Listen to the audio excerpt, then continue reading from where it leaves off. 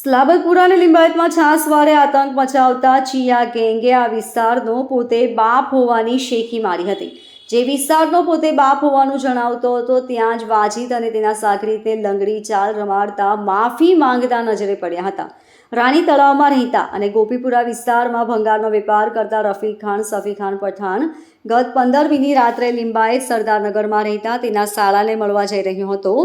સરદારનગરમાં રસ્તા વચ્ચે bike park કરીને તેની ઉપર વાજીદ ચિયા તેના બે સાગરીતો સાથે બેઠો હતો।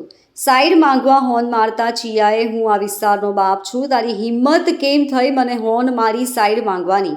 અવર જવર કરવી હોય તો હપ્તો આપવો પડશે તેમ કહી આ વેપારીને માર મારી રોકડા રૂપિયા 3000ની લૂંટ ચલાવી હતી। વેપારી સોમવારે મોડી રાત્રે લિંબાયત પોલીસ મથકે પહોંચ્યો હતો અને ફરિયાદ નોંધાવતા પોલીસે 3 વિરુદ્ધ ગુનો નોંધી વાજીદ ઉર્ફે ચિયા અયુબ મલેક અને તેના સાગરીત દીપક ઉર્ફે મરાઠે ભાસ્કર વૈસાણીને ઝડપી લીધા હતા। અને આજે બપોરે એસઓજી અને લિંબાયત પોલીસ મથકના અધિકારીઓએ બંનેને સરદારનગર લઈ જઈ લંગડી કરતો વરઘોડો કાઢતા હાથ જોડીને લોકોની માફી માંગતા નજરે પડ્યા હતા।